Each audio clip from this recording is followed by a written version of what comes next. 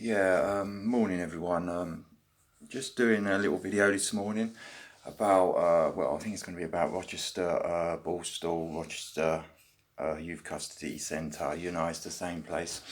I was there for a little bit when I was 17 in 1987. And what it was, I was living on, I had a place on Pepys Estate in Deptford and a girlfriend who I'd met the year before, I think, at Glastonbury, my girlfriend Claudine. I have mentioned her in another video, and that's who I was writing to when I was in there. And I was in there, if I remember rightly, for criminal damage.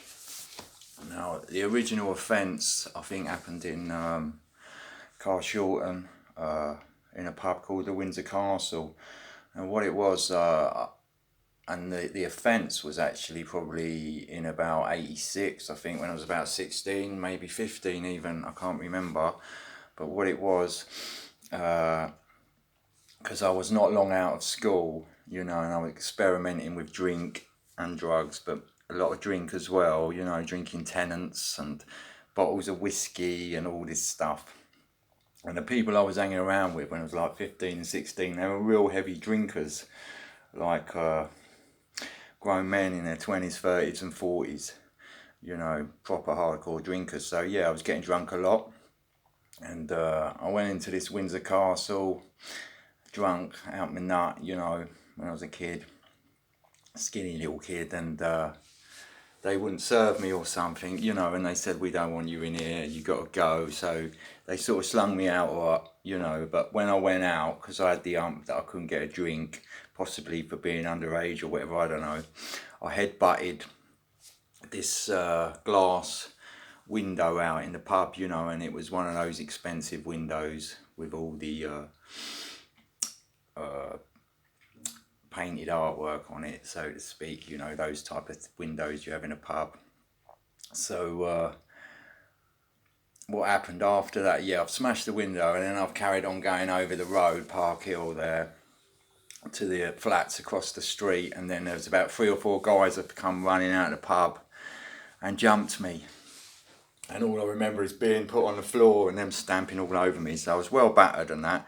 And then after that I thought, well, this will be it, you know, I've had an hiding, I smashed their window in the pub, and I've got a really bad hiding for it, and I thought that would be it. But no, then the old bill turned up and they nicked me as well for criminal damage. But luckily I got bail, because I don't think it, you know, it was for smashing a window and that. But when it was time to go to court a month later, I wasn't around, you know, I'd moved to a different area. So this was an old warrant, basically, a no bail warrant that I'd got nicked on.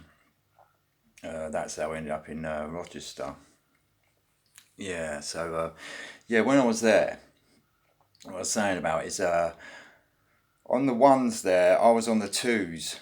There's a ones and a twos there, and in the morning I didn't have a radio because I don't think we was allowed radios. I think you got a radio if you had to be doing over 3 or 4 years or something as a YP then. But luckily in the morning we heard the radio, it'd be Radio Invicta playing, you know, every morning. And it was a really nice view outside my cell. It's a really old prison, but outside the cell I could see Chatham Dockyard every morning. So yeah, pretty nice view. But I just want to say, like, the first night I was there, I remember looking out of the cell window and looking down onto the ones, you know, outside the bars there, you see the security light. You know, a lot of people have to put their green blanket up to the window, don't they, to block out those security lights, you know, because it can stop you from sleeping. But it was pretty dark, even though you got the security light there. But when I looked out onto the ones, the whole ground floor outside was just covered in cockroaches. The floor was literally just one black, shiny, moving mass of these horrible big giant cockroaches. They was all like, you know, a couple of inches big. So yeah, I'm pretty glad I was up on the twos there, because I mean, we did get the odd 1 or 2, and I occasionally felt something crawling over me when I was sleeping and that, but not very nice, you know, especially where I'd been suffering from speed psychosis, where I took too much amphetamines and hadn't been sleeping for days and days, so it was all a bit fucking mad, yeah. But I mean, I did do another story about that when my parents come to visit me.